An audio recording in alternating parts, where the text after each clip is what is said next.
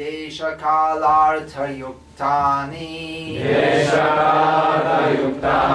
Hrittapo pashamani cha Haranti smarataschitam Govinda vihitani me to me by the personality of Godhead Govinda, because they are impregnated with instructions for relieving the burning heart in all circumstances of time and space. Nyní mě přitahují pokyny, které mi sdělil Govinda, osobnost božství, nebož jsou nasyceny radami, jak ulevit strádajícímu srdci ve všech podmínkách času a prostoru. Význam. Arjuna se zde odvolává na pokyny Bhagavad-gity, kterému pán sdělil na kurovském bitevním poli. Pán po sobě zanechal pokyny Bhagavad-gity nejen ku prospěchu samotného Arjuny, ale rovněž pro všechny doby a všechny země. Bhagavad-gita, kterou pronesl pán, nejvyšší osobnost božství, je trestí veškeré védské moudrosti. Přednesl ji krásně pán samotný pro všechny, kteří mají příliš málo času na to, aby mohli důkladně prostudovat rozsáhlá védská písma, jako jsou Upanishady, Purány a Vedanta Sutry. Je částí velkého historického eposu Mahabharata, který byl zvláště připraven pro méně inteligentní třídu lidí, to znamená pro ženy, dělníky a zkažené potomky bráhmanů, kšatriů a výše postavených vajšů. Problém, který vystal v srdci Arjuny na kurovském bitevním poli, vyřešilo učení Bhagavad-gity. A po odchodu pána z očí obyčejných lidí, když Arjuna ztratil svou moc a vyhlas, chtěl si znovu vzpomenout na velké učení Bhagavad-gity, aby poučil všechny ostatní o tom, že k Bhagavad-gitě se mohou obrátit ve všech kritických chvílích, a to nejen pro útěchu v různých duševních bolestech, ale i pro vedení, jak se zbavit velkých pout, která je tíží v kritickou hodinu. Milostivý pán po sobě zanechal velké učení Bhagavad-gity, abychom se mohli řídit jeho pokyny i tehdy, když už ho není možné vidět hmotným pohledem. Hmotné smysly nám nemohou nijak přiblížit nejvyššího pána, ale svojí nepochopitelnou mocí se pán může inkarnovat do smyslového vnímání podměněné duše hodným způsobem prostřednictvím hmoty, která je rovněž jednou z jeho projevených energií. Proto Bhagavad-gita nebo jakékoliv autentické zvukové zastoupení pána v podobě písma je rovněž inkarnací pána.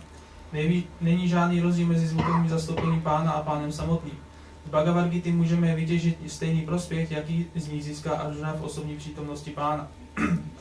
Věřící lidská bytost, která si přeje osvobození ze spáru hmotné existence, může velice snadno využít Bhagavad-gity a s tímto na zřeteli pán poučoval Arjunu, jako kdyby to Arjuna potřeboval. V Bhagavad-gitě je popsáno 5 důležitých faktorů poznání. Za prvé nejvyšší pán, za druhé živé bytosti, za třetí příroda, za čtvrté čas a prostor a za páté proces činnosti. Z těchto 5 jsou nejvyšší pán a živá bytost kvalitativně stejní. Rozdíl mezi nimi se dá přirovnat k rozdílu mezi celkem a jeho nedílnou částí. Příroda je netečná hmota, projevující vzájemné působení 3 různých kvalit a věčný čas a neomezený prostor se nachází nad existencí hmotné přírody. Činnosti živé bytosti jsou směsí různých sklonů, které mohou tuto živou bytost buď uvěznit v hmotné přírodě, nebo ji z ní osvobodit. Všechny tyto náměty jsou v Bhagavad-gitě stručně a jasně vysvětleny a pro další osvícení jsou podrobně rozebrány ve Šrimad-Bhagavatam. Z těchto 5 faktorů jsou nejvyšší pán, živá bytost, příroda, čas a prostor věčné, ale živá bytost, příroda a čas jsou ovládány nejvyšším pánem, který je absolutní a zcela nezávislý na jakékoliv jiné vládě. Nejvyšší pán je svrchovaný vládce. Hmotné činnosti živé bytosti jsou bez počátku, ale mohou být napraveny přeměnou do duchovní kvality. Tím lze ukončit jejich hmotné kvalitativní reakce. Pán i živá bytost jsou vnímavé bytosti a oba mají vlastní totožnost jakožto vědomé živé síly. Živá bytost se však v podmínkách hmotné přírody zvaných Mahatattva mylně pokládá za odlišnou od pána. Celý systém védské moudrosti se zaměřuje na cíl vykořenit tuto mylnou představu a osvobodit tak živou bytost iluze hmotného stotožnění. Když je tato iluze odstraněna prostřednictvím poznání a odříkání, živých bytostí se stávají zodpovědní jednatelé a rovněž poživatelé. Pánův požitek je skutečný, ale u živých bytostí je tento pocit pouze toužebným přáním. Tento rozdíl ve vědomí je rozdílem 2 identit. Pána a živé bytosti. Jinak mezi pánem a živou bytostí žádný rozdíl není. Živá bytost je tedy věčně zároveň totožná a odlišná. Všechny pokyny Bhagavad-gity se zakládají na tomto principu. Jak pán, tak živá bytost jsou v Bhagavad-gitě popsáni jako sanátana. Věčný a sídlo pána, nacházící se daleko nad hmotným nebem, je rovněž popsáno jako sanátana. Živá bytost je zvána žít v pánově existenci sanátana a způsob, který pomůže dostat se do pánova sídla, kde se projevují osvobozené činnosti duše, se nazývá sanátana dharma. Věčného pánova sídla ovšem není možné dosáhnout, dokud se neosvobodíme od mylného pojetí hmotné totožnosti. A Bhagavad-gita nám dává návod, jak dosáhnout tohoto stádia dokonalosti. Proces osvobození od mylného pojetí hmotné totožnosti se nazývá v různých stádiích plodonostná činnost, empirická filozofie a oddaná služba až k transcendentální realizaci. Tuto transcendentální realizaci umožní zapojení všech výše uvedených bodů do vztahu s pánem. Předepsané povinnosti lidské bytosti, jak jsou uvedeny ve Védách, mohou postupně očistit hříšnou mysl podmíněné duše a pozvednout ji na úroveň poznání. Tento očištěný stav, kdy člověk získal poznání, se pak stává základem pro rozvíjení oddané služby pánu. Dokud se člověk zabývá hledáním řešení životních problémů, jeho poznání se nazývá gyána neboli očištěné poznání.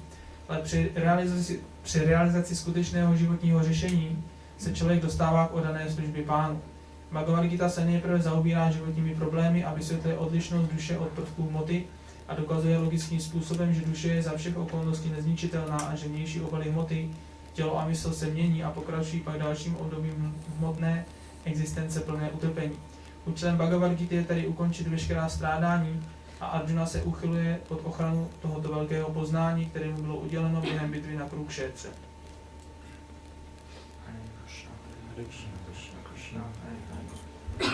Hare Rama, Rama Rama.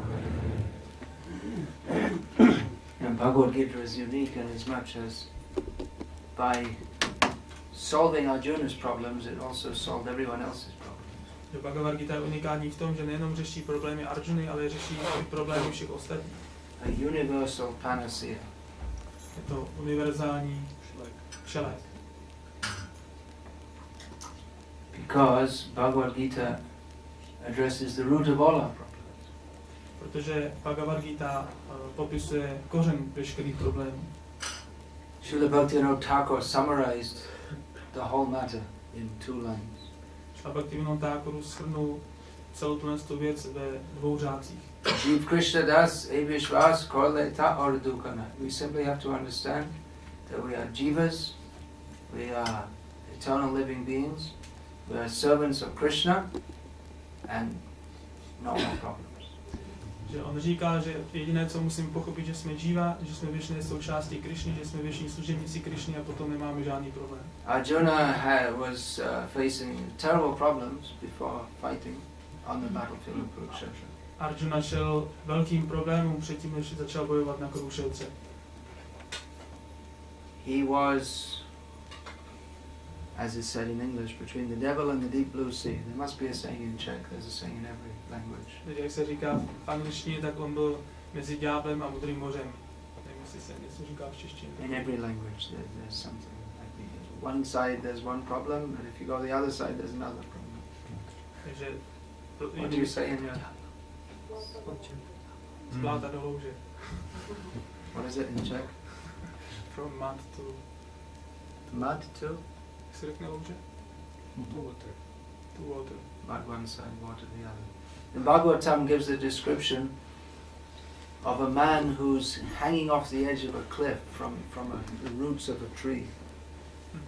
Bhagavatam dává popis člověka, který se drží stromu, který je vyvrácený na konci útesu.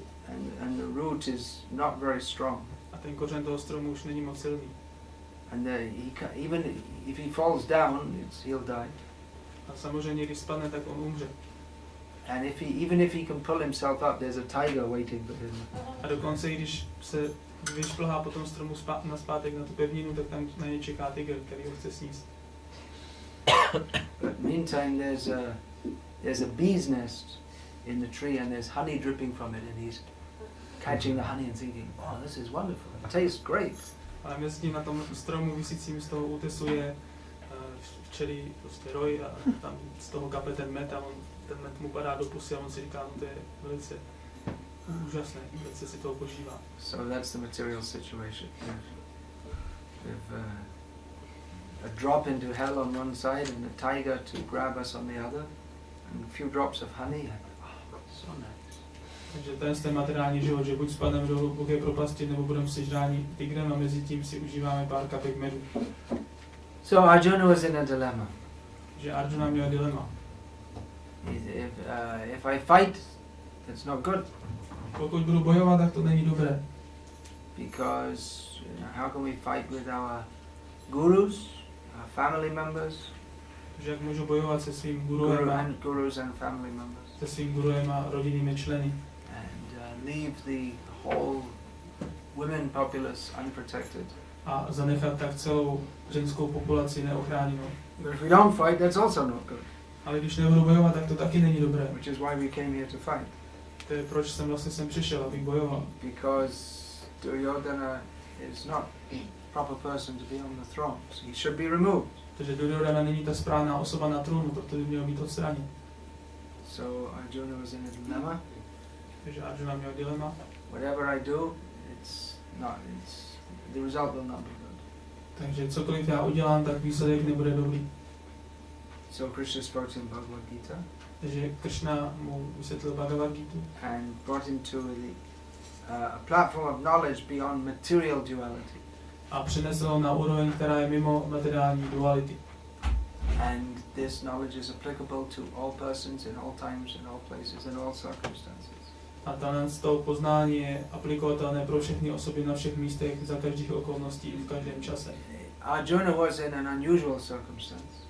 A Arjuna byl v neobvyklé situaci. Sometimes it's misinterpreted, not within India, but by Western scholars.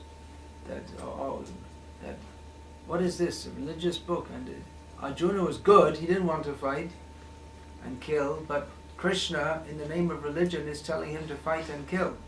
Že někdy západní učenci to misinterpretují, že Arjuna byl dobrý, on nechtěl bojovat, ale Krishna mu jako v zájmu náboženství říká, aby bojoval a zabíjel. So often that is interpreted to say, what kind of religion is this that's encouraging fighting? Takže oni říkají, co je to za náboženství, které jako vyzývá k bojování. But actually all religions encourage fighting. Ale ve skutečnosti veškeré náboženství jako pozbuzuje k bojování. Often the atheists say that the religion is the cause of all the wars, most of the wars. Často ateisté říkají, že všechny války jsou způsobené hlavně náboženství. But actually it's not religion that's the cause of war. A ve skutečnosti to není náboženství, co je příčinou války. You can say it's religion, materialistic religion, but it's not spiritual knowledge that causes wars. Můžeme říct, že příčinou válek může být materialistické náboženství, ale příčinou válek není duchovní poznání. But it's material desires in the guise of religion. Ale jsou to materiální touhy, které jsou převlečené jako náboženství.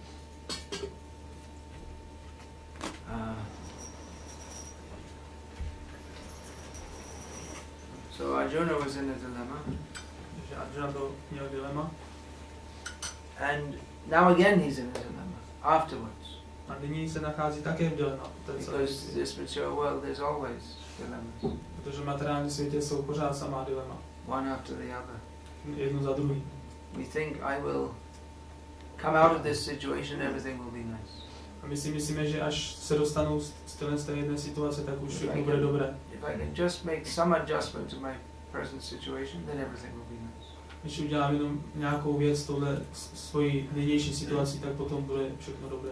But then even we make everything nice, and then again some problem comes. Ale i když my všechno uděláme, aby bylo velice pěkné, tak potom přijde další problém. This Bhakti Vikasa Swami several times told the story. Something stuck in his mind. Some TV program he watched. How many years ago? We don't know. I don't think he's watched any TV program. Bhakti Vikasa často říká 35, 40 years or something. Často říká jeden příběh, který zůstal v mojí mysli, že když se jednou díval na televizi.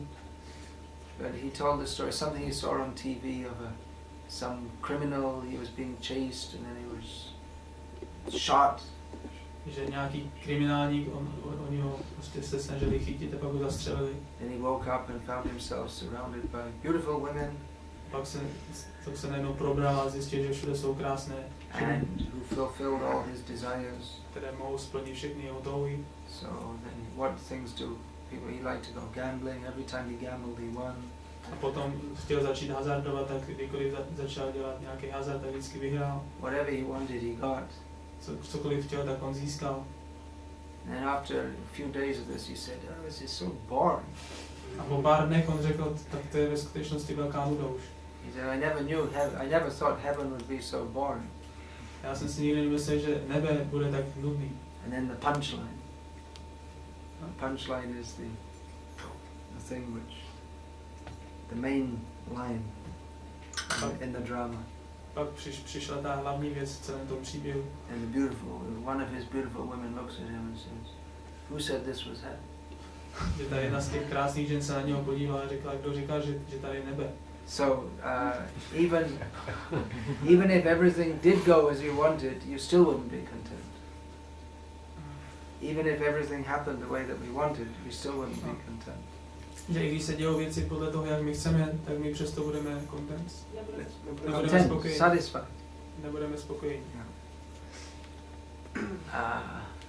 Because the nature of the jiva is to be happy only in the association of Krishna. Govinda. Protože přirozeností jivy je, že může být šťastná jenom ve společnosti Krishny Govinda. Govinda. Who's been to Tirupati? Kdo byl v Tirupati? You're standing in the line and people call out Govinda. Govinda. Tam stojíte v řadě a lidé, kteří čekají v frontě, tak jenom volají Govinda. Govinda means who satisfies the senses. Govinda znamená ten, kdo uspokojí smysl. So people go thinking, great faith, Govinda will satisfy my senses. Lidé tam čekají a mají velkou víru, že Govinda uspokojí moje smysly. And it seems to work because people are going more and more. Vypadá to, že to funguje, protože tam chodí více a více lidí. About a year or two ago they made a computerized system for getting darshan. Před 2 rokami oni udělali komputerový systém, jak vlastně zařídit všechny so that you don't have to stand in line for 20 hours or more. Takže už nemusíte stát 20 hodin v té frontě. They give you a band and a number and then you have to come a particular time. Oni vám dají takový náramek, na kterém je určité číslo a řeknou vám přijďte v tu dobu. This summer it was running up to 4 days. You register and come back 4 days later for darshan. Lots of people coming. Tenhle leto to někdy dopadlo tak, že lidé tam přišli, dostali ten náramek a řekli jim to přijďte za 4 dny. When's it going to happen in Prague? Možná se to někdy stane v Praze. Prague Pati.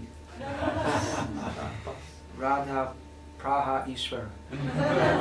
Radha Praha Ishwar. Prabhupada made in London. He installed the deities, gave them the name. So devotees might have been thinking, which names are going to give? Radha Govinda, Radha Madan Mohan.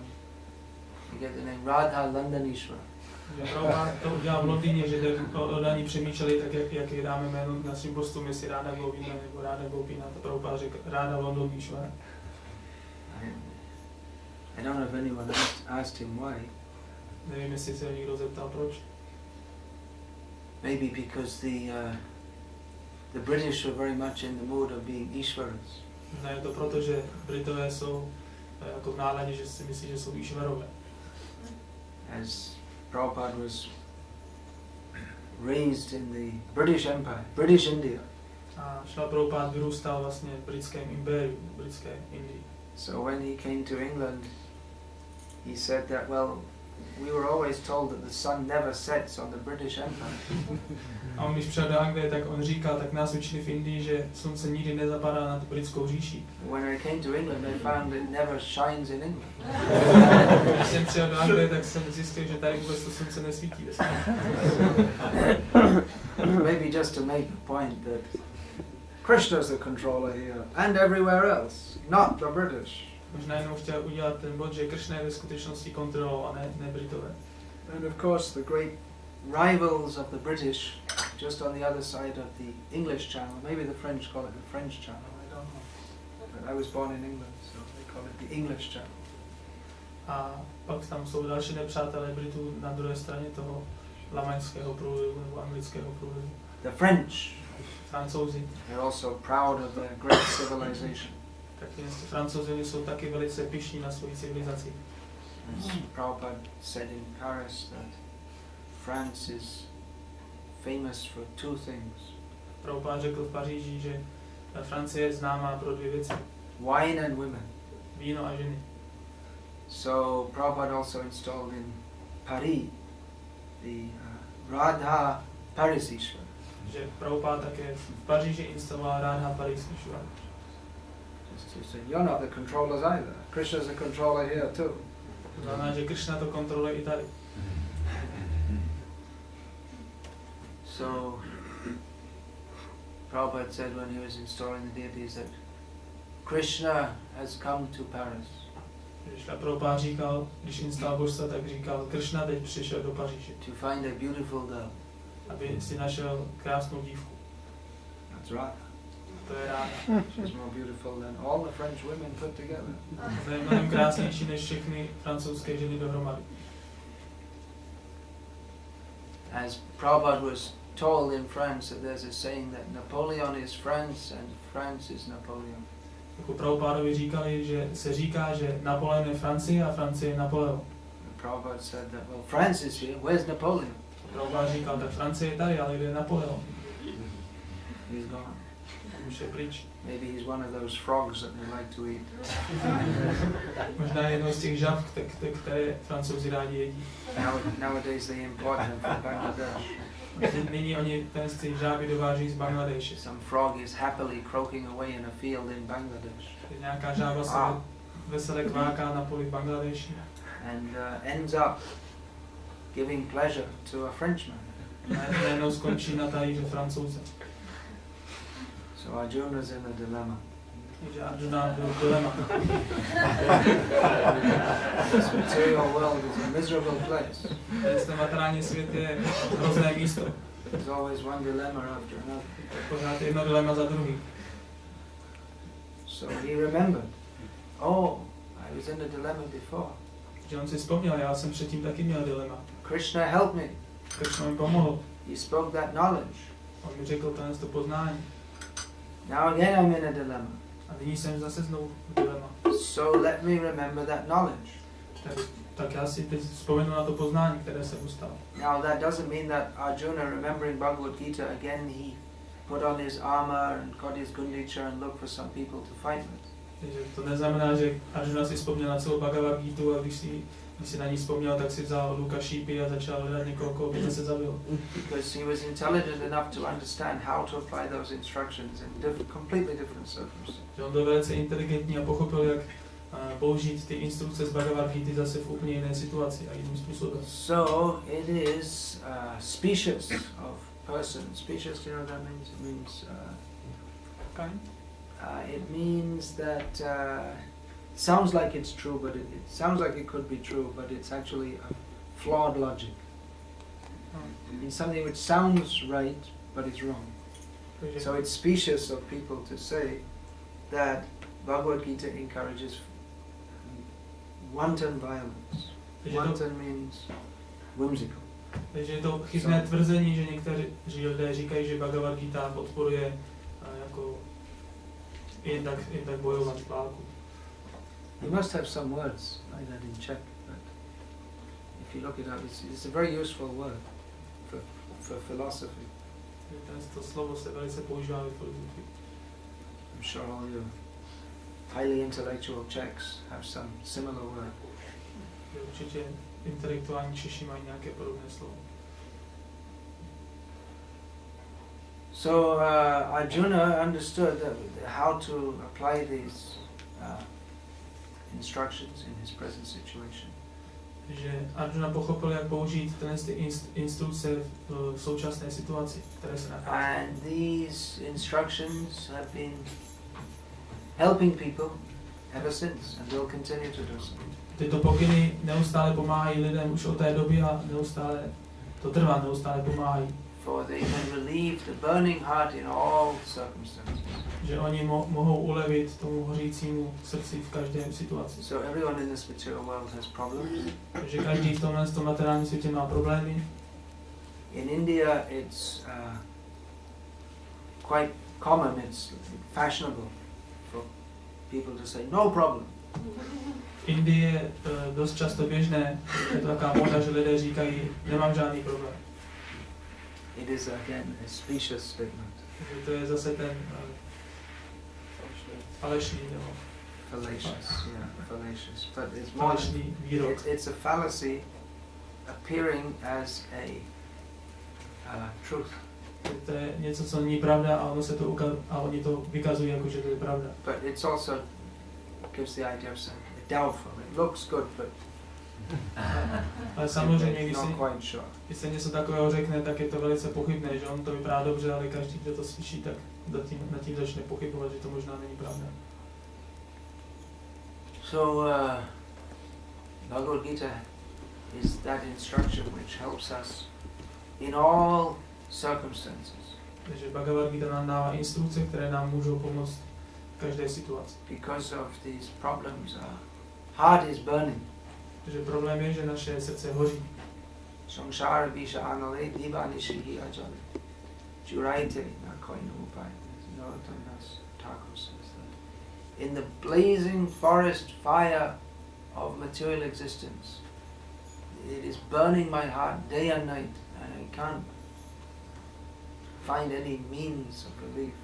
Narottam Das Thakur zpívá, že v tomto hořícím lese materiálního života moje srdce neustále hoří a já nemůžu najít způsob, jak se toho zbavit. There's no material means to relieve the forest fire of material existence. Tady není žádný hmotný způsob, jak se zbavit tohle z toho požáru hmotné existence. The only means is a spiritual means. Jediný způsob je duchovní způsob. To come to a higher platform. Tím, že se dostaneme na vyšší úroveň. Samsara dava nalalidha loka tranaya karanya ghana ghana vam praptasya kalyana gunarnavasya vande guru shicharnarvinda. The spiritual master is glorified because he brings the rain from the ocean of mercy and rains it to extinguish the blazing fire of material existence. Duchovní mistr je oslavován, protože přináší déšť, který pochází z oceánu milosti a tím deštěm vlastně uháší ten požár hmotné existence. So the ocean of mercy is Krishna. A oceán milosti je Krishna. And Guru takes instructions from Krishna and showers it on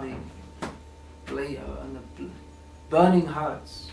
A Guru přijímá tyhle instrukce od oceánu milosti Krishny a on je kropí na to žnoucí srdce. And by accepting those instructions, those with burning hearts can be relieved from all difficulties. Tím, že přijme tyto instrukce, tak naše hořící srdce může být zproštěno všech potíží.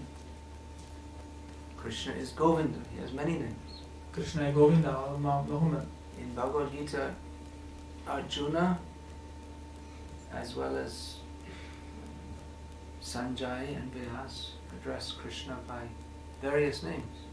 Že v Bhagavad-gítě Arjuna, Sanjaya i Vyasa nazývají Krishnu různými jmény.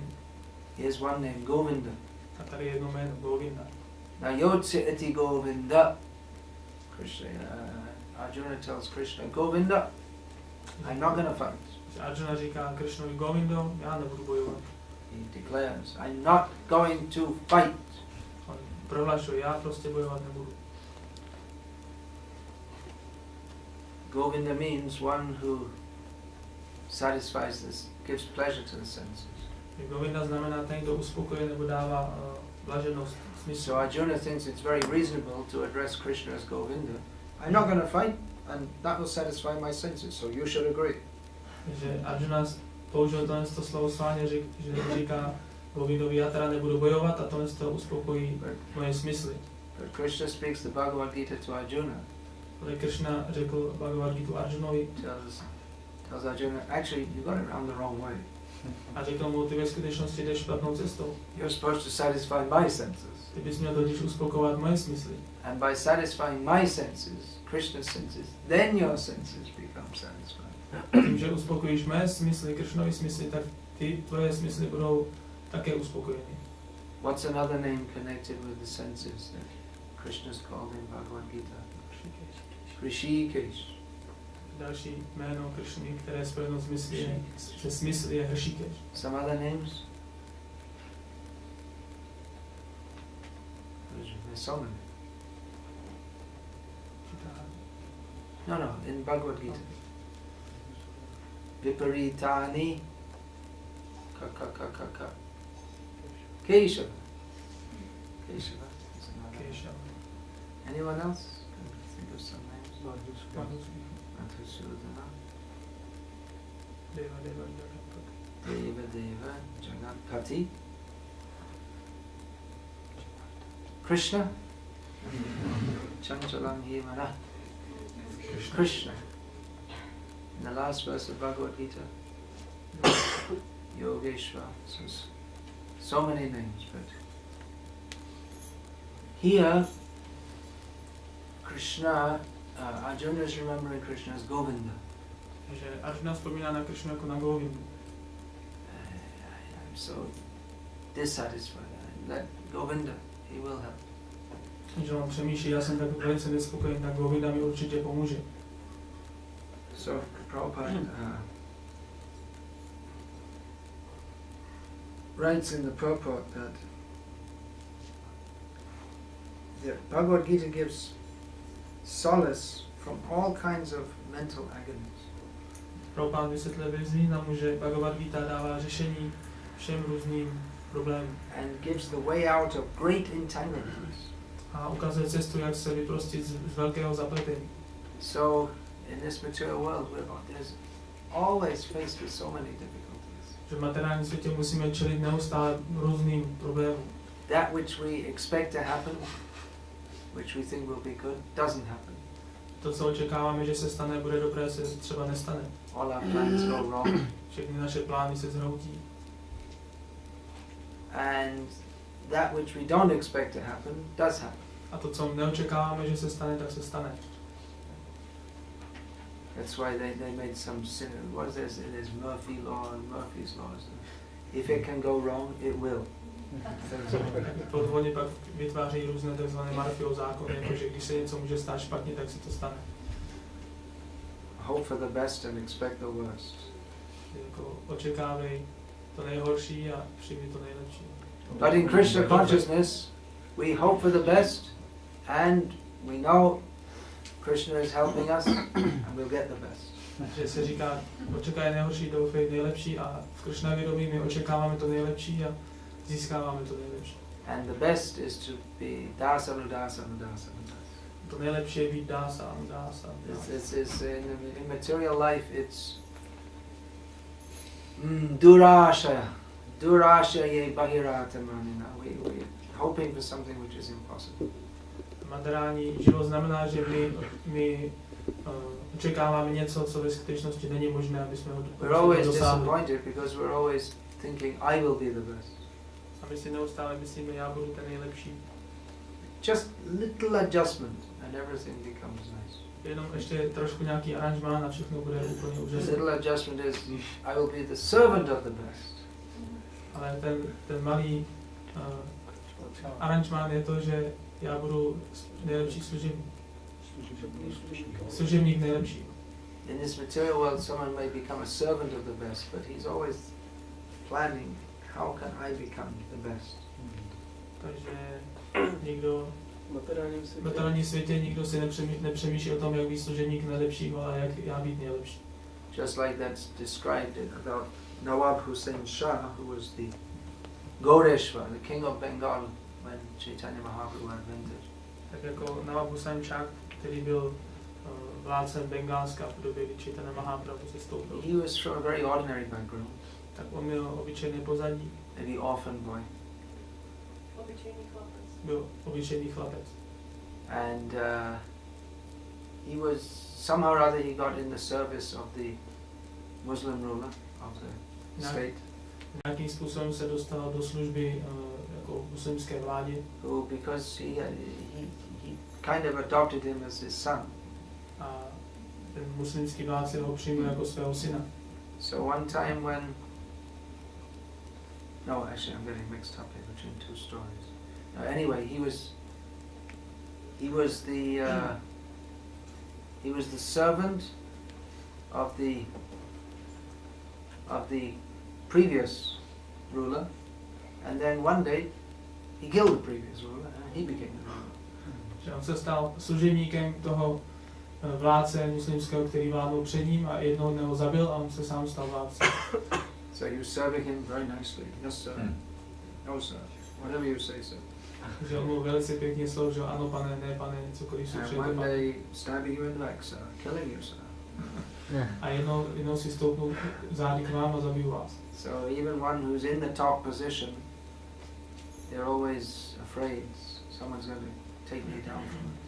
Že i ti, kteří jsou v těch nejvyšších pozicích, tak neustále mají strach, že někdo přijde a sesadí mě z této pozice nějakým způsobem. In the modern age they have all this management principles. V moderní době mají spoustu různé ty manažerské principy. Stephen Covey's, what's it, The 7 Habits of Highly Successful People. Jako nějaký člověk napsal knížku jako 7 návyků velice úspěšných osob. Win-win and synergy and things like that. There's a few things they say, which are all good ideas, no doubt. Jsou různé ideje, které oni říkají. But practically, you could say that, but everyone's out for themselves. Ale prakticky můžeme říct, že každý myslí jenom na sebe. And even if they do cooperate, it's only they cooperate as long as their own interest is served. A i když oni nějakým způsobem tady začnou kooperovat, tak kooperují jenom proto, aby uspokojili zase sami sebe. They cooperate thinking that by cooperating with others, my best interest is served. Oni si myslí, že když budu spolupracovat s ostatními, tak tím dosáhnu svého nejlepšího zájmu. But only in Krishna consciousness can there be an actually non-envious situation. A pouze ve vědomí Krishny může být situace prostá závist. Because instead of everyone trying to make themselves great, they simply recognize Krishna is great and I'm not great. Protože ve vědomí Krishny se nikdo nesnaží být velkým, ale každý chápe, že Krishna je ten velký. But that not greatness is not a source of distress. A toto myšlení, že nejsem veliký, to není zdroj úzkosti pak, nebo rozrušení. The devotee becomes great by accepting that I'm a servant. That's what the meaning of a devotee is. A oddaný se stává velkým tím, že přizná, že jsem jenom malý služebník. So practically all the instructions of Bhagavad-gita are summed up like that. That instead of trying to satisfy our own senses, we should try to satisfy Krishna's sense. Všechny pokyny Bhagavad-gity vlastně vysvětlí toto, že místo, aby jsme uspokojili své smysly, tak máme uspokojovat smysly Krishny. But still we say, well, there are so many difficult situations in this material world. A přesto můžeme říct, tak přesto je tady spoustu těžkých situací v tomto materiálním světě. And it sounds nice in theory that we should satisfy Krishna, but this material world is extremely complex. Ta teorie zní si se pěkně, že máme uspokojovat jenom Krishnu, ale život v tomto materiálním světě je velice komplikovaný. Well, that's the nature of the material world. Ale tohle je zkrátka povaha tohoto materiálního It's světa. caused by an atmosphere of mutual envy A je to způsobeno atmosférou vzájemné závisti and deceit, a podvodu, because people are pretending to be our friends because they want to get something from us. že lidé přestírají, že jsou naši přátelé, protože od nás jenom něco chtějí. There's no real love. Tady není opravdová láska. And because people engage in sinful activities, therefore reactions, terrible reactions occur. A protože se lidé zaměstnávají v hříšných činnostech, tak přicházejí hrozivé reakce. For months when I was living in India, I never saw a newspaper. Last few days I've been flying around and I've seen the newspapers. In the planes they get the newspapers. Takže já jsem měsíce a měsíce neviděl noviny, když jsem byl v Indii, ale teď, když cestuji po západě, tak jsem přišel do styku s novinami v letadlech a tak dále. It's all full of how Israel is smashing its way into Lebanon. It's bombing, killing, this, that. Ty noviny jsou jenom plné toho, jak Izrael vlastně ničí Libanon, bombarduje. So that's the big news at the moment. To jsou velké zprávy. They're still doing the same thing in Iraq, but that's kind of boring. Pořád se něco děje v Iráku, ale to už je nuda. So the news at the present time is that they're doing it in Israel. Že co je teď ožehavý, co teď lidi baví, tak to je to, co se děje v Izraeli. So they're, so we want peace. There should be peace in the world. Lidé si říkají, tak my chceme mír, měl by být mír na celém světě. Why are they going in and killing people? Proč oni tady zabíjejí lidi? It's wrong. To je špatné. Yeah, it's wrong. Jo, tak to je špatné. And the Israelis say, well, we don't go in and attack them, then they'll attack us. A Izrael říká, že my, když nebudeme útočit na ně, tak oni zaútočí na nás. So this is the material world. Takže toto je materiální svět. And they're thinking, it's so horrible. It is horrible. A lidé si říkají, no to je hrozné, a ono to je hrozné. But then they don't think that what horrible things they're all doing on Israeli side and Hezbollah side. That's the people Israelis are fighting. Some Arabic army or whatever it is. They call Hezbollah or something like that.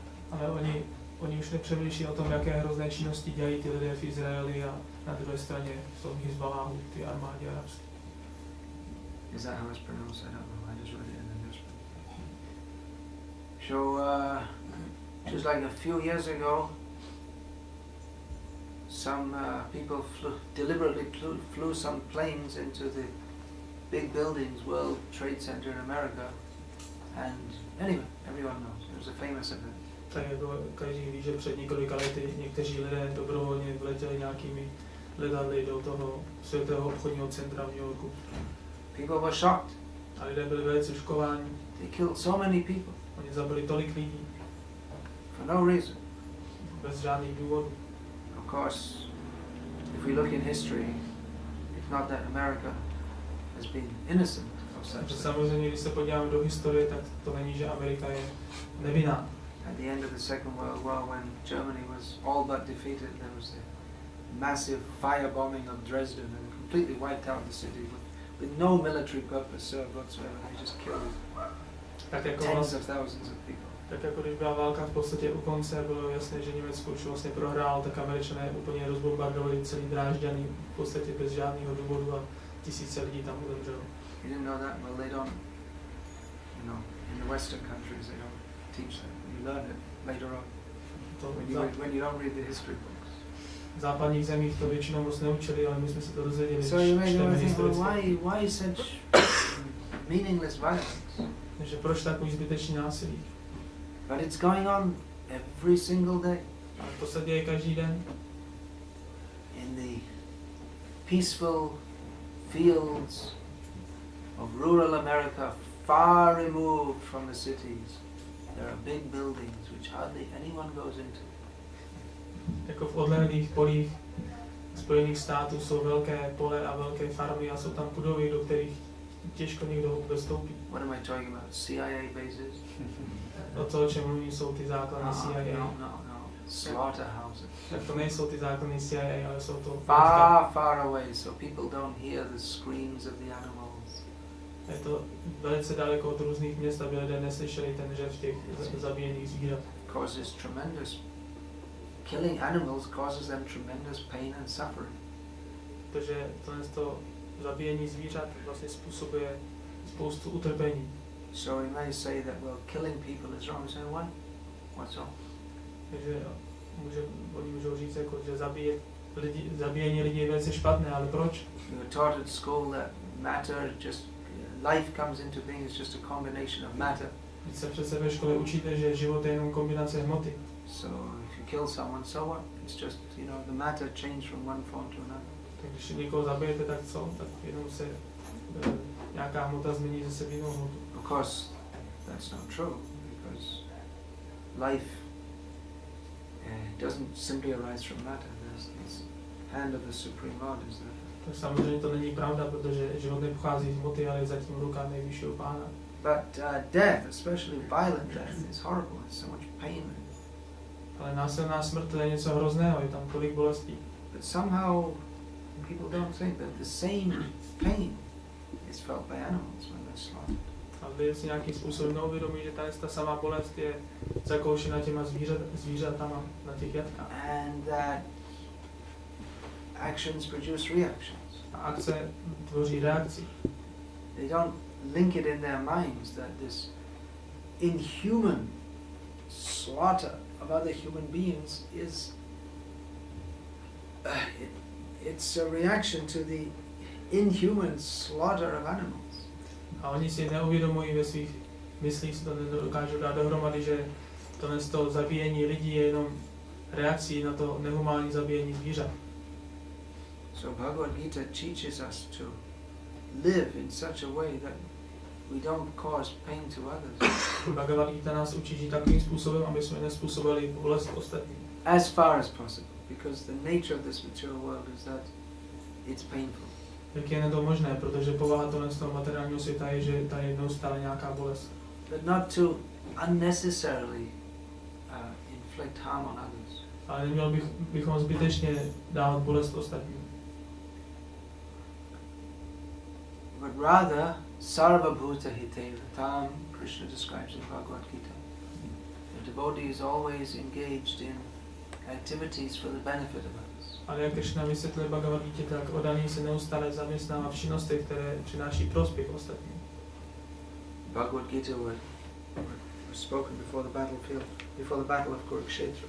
Bhagavad-gita byla řečena před bitvou na Kurukšetře. In which there were two parties. A tam byly dvě skupiny from the same family ze stejné rodiny. Who were preparing to fight. A oni se připravovali k boji. Samaveta yuyutsavaha. They were there, eager to fight. Oni tam byli připraveni a chtěli bojovat. Gathered together, eager to fight. Oni se dali dohromady, aby bojovali. Aham nija paro veti garana laghucheta sam udara charitani tu vasudhaiva kutumbakam. One who is of small, narrow-mindedness, thinks this is mine, I, me and mine, me and others, things are in terms of me and others. Že ten, který má úzkomyslný omezení, který je omezený ve svém přemýšlení, tak si jenom přemýšlí jenom já a moje. One who is broad-minded, actually broad-minded, or who's open-minded, actually open-minded. They think of the whole, every living being is as good as my own family member. A ten, kdo má rozšířené vědomí nebo rozšířenou myšlení, tak on velkomyslný, tak ten přemýšlí, že všechny živé bytosti jsou v podstatě má rodina. So this consciousness is possible to bring about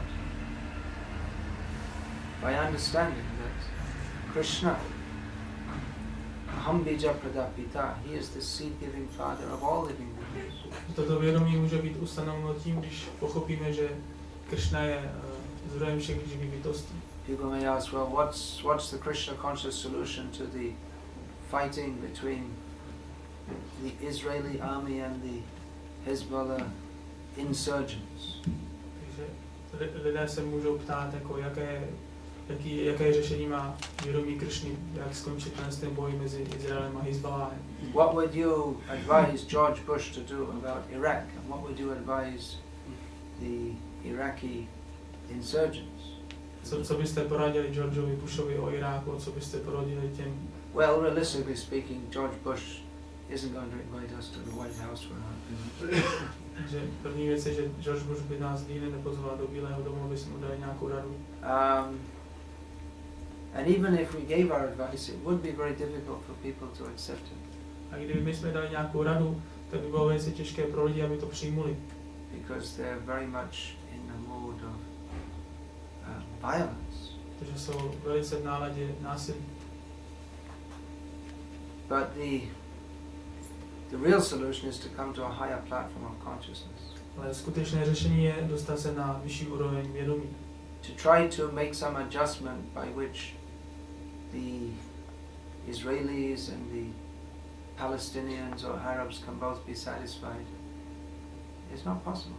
Dělat nějaký aranžmán, aby Izraelci a Palestinci byli spokojení, tak to v podstatě není možné. Because the Israeli thinks that we have some rights, this is our land. Protože Izraelci si myslí, to je naše země a my máme svá práva. And Palestinians say, what are you talking about? It's our land. We were kicked off it. A Palestinci si říkají, no to je naše země, my jsme z ní byli vykopnutí. So as long as they both think like that, then there's no solution. Takže dokud oni budou takhle přemýšlet, tak tady není žádný řešení. But when we understand that it doesn't belong to the Israelis and it doesn't belong to the Palestinians, it all belongs to Krishna, then only we can have peace. Ale mír dosáhneme jenom tehdy, když pochopíme, že ta země nepatří ani Izraelcům, ani Palestincům, ale patří Krishnovi. When people are so much wrapped in this consciousness of hate, that is very difficult. What are you going to preach to anyone? A když jsou lidi uzavření v tom svém vědomí násilí a zloby, nenávisti, tak je velice těžké pro ně, aby pochopili. It requires peacefulness, somewhat detached mentality to be able to, sattva-gun, the mode of goodness, to be able to appreciate this higher instruction. Vyžaduje to kvalitu dobra, aby člověk byl schopný pochopit ty instrukce. That's why Prabhupada, he said that there'll be great wars. Prabhupada predicted that. Prabhupada předpovídal, že budou velké války. And it's not really a matter of prediction because the material world, especially in Kali Yuga, is just a history of wars anyway. A ve skutečnosti to není ani tak předpověď, protože historie moderního světa, že je plný válek. The West, or much of the world, has not been at war for almost 60 years now. That's like the longest in recorded history. Tak jako západní svět nebyl už ve válce asi 60 let, což je asi nejdelší doba bez války v moderní historii. I'm not familiar with the history of the Czech area, but I'm sure there's plenty of fighting here. There was Austrian Empire, Ottoman Empire, this, that, and the other. So the Russians from one, about the Russians. So if we look at the history of Europe or even the history of India or anywhere, it's just a history of fighting. That's all. Takže neznám historii Čech, ale tady bylo určitě taky spoustu bojů. A když se podívám na historii Evropy nebo i Indie, tak je tam spoustu jenom válek. Wars, it's horrible, especially in the modern age. A válka je něco hrozného, speciálně jako v moderní době. It used to be in the just like the Battle of Kurukshetra. They fix a time and a place, and certain people, the armies, they go and fight. Dříve to bylo tak, že ty dvě strany se dohodly, udělali si vlastně schůzku, řekli si, kde se to bude bojovat, a pak přišli ty bojovníci a začali tam bojovat. But nowadays war means you bomb the civilians. Ale nyní to znamená, že budete total war. You cut off the supplies, so everyone's involved. V dnešní době to znamená, že se bombardují civilisté a říká se tam totální válka, že prostě odříznou lidi od všech zdrojů. So it's horrible. Takže to je něco hrozného. So Prabhupada said there will be war, and then the devotees were asking, what shall we do? How will we preach during the war? Prabhupada said there won't be any preaching during the war. When there are war, there won't be any preaching. Že Prabhupada říkal, že budou války, od něj se ptali, co budeme dělat, když bude válka, a on říkal, že nebude žádné kázání. You sit and chant Hare Krishna. Že nebude žádné kázání skrze válku, jenom budeme sedět a zpívat Hare Krishna. Of course, maybe if you're very enterprising, you could preach something in the war also. Ale možná, když jste velice dobrodružné povahy, tak můžete kázat. But we see that Krishna spoke the Bhagavad-gita before the war. During the war, when you're fighting a war, there's no time for playing dominoes or something. Tak jako Krishna kázal Bhagavad-gitu před válkou, protože když je ta válka, tak není jako moc čas. It's really intense. One moment of inattention and you're finished. Protože tam je potřeba být velice pozorný, a jakmile ztratíte pozornost, tak jste zničení. So now we have a somewhat peaceful situation in the world. Že nyní máme takzvanou dočasně peace, of course, it's a superfluous peace. Ten mír, tak ten je takový povrchní mír. Because it's not a very peaceful situation for animals. Protože to není moc jako mírumilovná situace pro zvířata. And internally no one's peaceful. A vnitřně ve skutečnosti nikdo není. Everyone's míru. Burning in the fire of discontent. Každý hoří v ohni nespokojenosti. Looking for love, not finding it. A neustále lidé hledají nějakou spokojenost a nemůžou ji najít. The fire of material desire is being stoked more and more by the consumer society. Ten oheň materiálních tužeb je více a více přikrmován tou konzumní společností. And so many advertisements, like you should get buy this, buy this, buy that. Making more and more desire, but the means to fulfill it is not there. Všude je spoustu reklam, které nám říkají kup si tamto, neustále to zvětšuje naše touhy, ale naše prostředky, jak uspokojit tyto touhy, ty jsou menší. And even you find that people, even rich people, they get all the things they want. big house, big car, or 2 or 3 big cars, and then they just do what the the poorest man in the street does, which is just get drunk anyway. So. Dokonce i bohatí lidé, kteří mají tolik peněz, aby si dovolili všechno, co chtějí, taky když mají velký dům a 3 auta, tak nakonec oni dělají úplně to samé, jako dělá nějaký prostě bezdomovec na ulici, že se někde opijou. So it's a really low class civilization. Je to velice nízká civilizace. The top people in society, the best thing they can think of doing is going getting drunk. Že ti takzvaní nejvyšší lidé v celé společnosti jedinou věc, kterou dokáží, tak se někam opít. They have art museums also. Že oni mají taky nějaké umělecká muzea. Modern art and all this rubbish. Moderního umění a ostatních odpadků.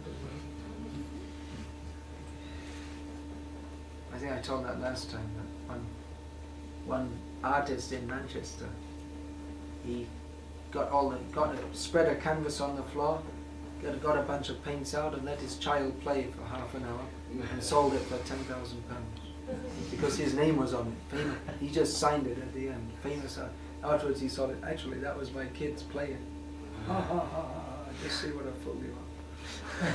Takže jako nějaký známý umělec z Manchesteru, on si jenom dal koberec, plátno a tam jeho dítě si tam hrálo s barvama. Jo, jeho dítě si tam hrálo s barvama, on se pod to podepsal a jenom to, že tam byl pod tím podepsaný, tak lidé si to koupili asi za nějakých 10 000 liber.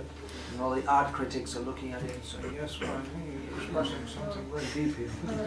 A ty umělecký kritici, oni tam to zkoumali a říkali si, you can see the Picasso influence. Říkali si, no, to je velice hluboký význam z toho obrazu, vypadá to, že byl ovlivněn Picassem. Yeah, Picasso was childish also. No, Picasso byl taky dětinský.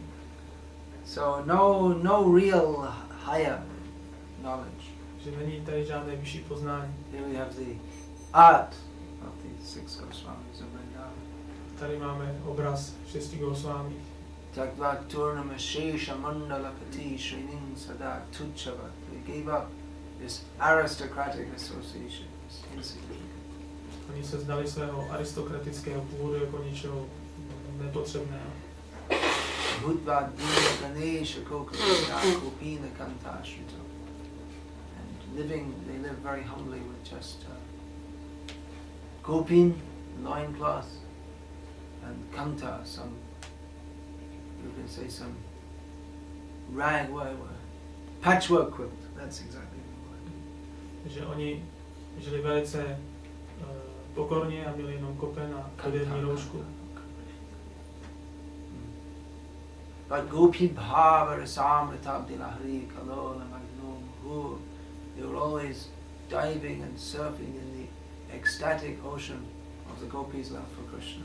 A neustále se potápěli v extatickém oceánu lásky Gopí ke Krishnovi. So this is high class. Že to je vysoká třída, nejvyšší třída. Quoting Bhakti Vikasa Swami. A teď budu citovat Bhakti Vikasa Swami. High class means that when you pass stool, you don't smear it all over your backside with paper. On říká, že prvotřídní znamená, že když vykonáte velkou potřebu, tak pak si to toaletním papírem nerozetřete po celých zádech. You walk out to the field and then you carefully cleanse the different parts of the body with earth, which is highly antiseptic, by the way, and then take full bath. První třída znamená, že ráno jdete do polí, tam vykonáte potřebu, pak se potřete hlínou, což je velice antiseptické, a pak vykonáte vlastně koupel. So the 6 Goswamis, they're all from very aristocratic backgrounds. Takže 6 Goswami pocházel z velice aristokratického původu. But they took to the life of simplicity, renunciation, to become free from all the entanglements of society, high society life. Ale oni přijali ten jednoduchý způsob odříkání jenom kvůli tomu, aby se vypeletli z toho, že by museli žít v aristokratické společnosti. Arjuna wanted to do something similar. Arjuna chtěl udělat něco podobného. But he was forbidden to by Krishna. Ale Krishna mu to zakázal. You have a duty in society. Ty máš tady povinnost společenskou. You have something to do within society. You can't detach yourself from it physically. Ty musíš něco udělat v této společnosti, ty nemůžeš se jenom ztratit. So Krishna taught Arjuna how to work in this world with detached consciousness. Takže Krishna mu vysvětlil, jak jednat v tomto světě s odpoutaným vědomím. So the Bhagavad-gita gives us the direction how we can live in this difficult world and not be entangled by it. Takže Bhagavad-gita nám dává instrukce, jak žít v tomto těžkém světě a nebýt zde zapletený. So that's good for all persons in all times and places and circumstances. Takže to je praktické pro všechny osoby na všech místech, za každých okolností, v každém čase. And that's also very useful for us. Také pro nás je to velice praktické. As we practice Krishna consciousness within this material world. Takže my taky praktikujeme vědomí Krishny v tomto materiálním světě. Well, in one sense, we're not in the material world, we're in the spiritual world. Ale v jiném slova smyslu my nejsme v materiálním světě, my jsme v duchovním světě. If we're in the association of devotees, we're always talking about Krishna. Takže když jsme ve společnosti oddaných, tak neustále mluvíme o Krishnovi. Chanting the names of Krishna. Zpíváme jména Krishny. And in always being Krishna conscious. Neustále jsme vědomí si Krishny. Then we're in the spiritual world. V tom jsme v duchovním světě. But then Arjuna was the intimate friend of Krishna in Krishna's personal presence. Ale Arjuna byl intimní přítel Krishny přímo v době, kdy byl Krishna přítomný. And still had so many problems. A přesto měl spoustu problémů. Because that's the nature of the material world. Takže to je povaha materiálního světa. The first words I ever read of Prabhupada's books was that Vrindavan is such a wonderful place. První slova, které jsem četl v Prabhupádových knihách, bylo, že Vrindavan je úžasné místo. In Vrindavan, Krishna is the sinasure of all eyes. The sinasure of all eyes, it's a saying. It means that everyone liked to look at Krishna. He was the object of everyone's attention. Takže ve Vrindavanu je Krishna objektem pozornosti všech. But the material world is so contaminated that even in Vrindavan there are always disturbances from demons. A materiální svět je tak kontaminovaný, že dokonce ve Vrindavanu jsou různé rozrušení způsobované démony. So even in a society of devotees dedicated to serving Krishna, there will be disturbances. Dokonce ve společnosti oddaných, kteří odevzdali své životy službě Krishnovi, taky tady budou problémy. And it is naive to think that there won't be. A je naivní si myslet, že tady žádné problémy nebudou. Prabhupada himself wrote, don't expect utopia. A Prabhupada sám říkal, neočekávajte nějakou utopii. He told Indrajumna Maharaj that as long as we're in this material world, there will always be so many difficulties. On řekl Indrajumna Maharajovi, že dokud budeme v materiálním světě, tak tady budou pořád problémy. When we go to the spiritual world, there are no more difficulties. Ale když půjdeme do duchovního světa, tak tam už nebudou žádné problémy. So there will be difficulties. Takže tady můžou být nějaké problémy a budou problémy. And even in a society for Krishna consciousness, we can expect there will be so many upheavals and downheavals.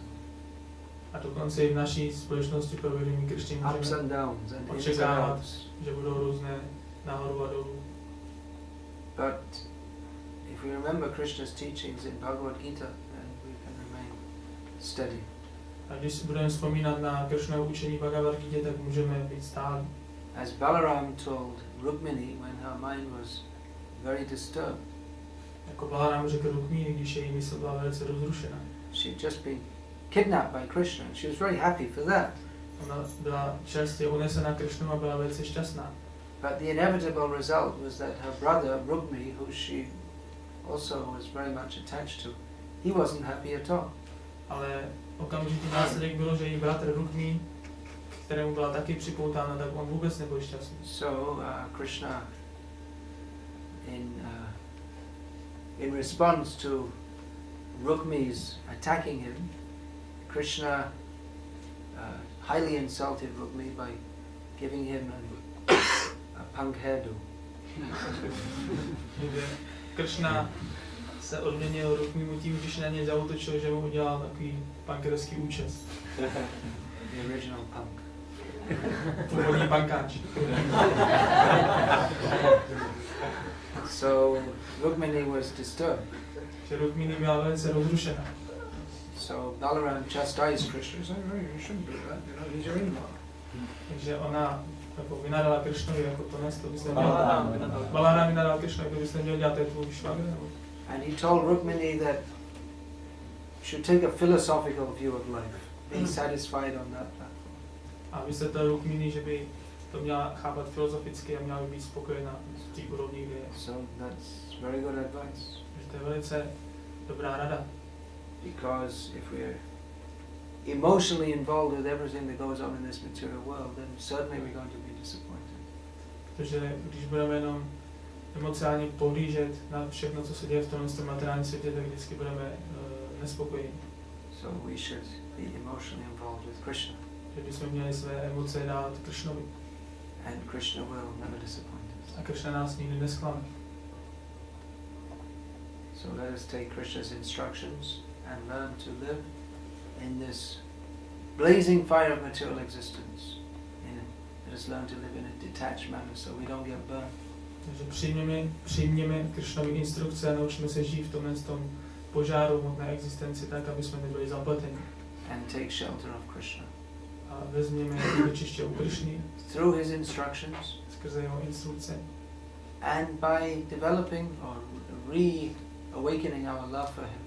Tím, že znovu rozvineme svou lásku k němu. By chanting his beautiful names. Tím, že budeme zpívat jeho krásná jména.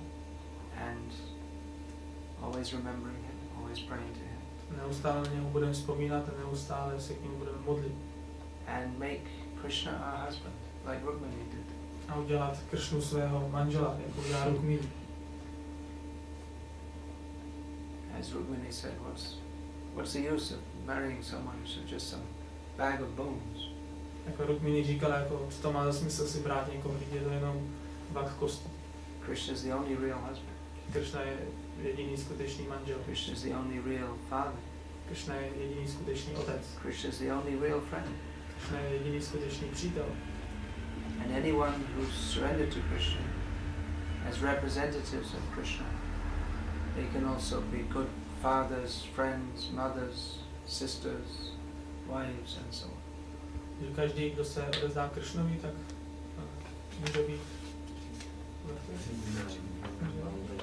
že Krishna může být dobrým přítelem, bratrem a tak dále. On může být Krishnovým přítelem, bratrem a tak dále. Hare Krishna, Krishna Krishna, Hare Hare, Hare Rama, Rama Rama, Hare. Jai Shri Shri. Any question? Nějaké otázky?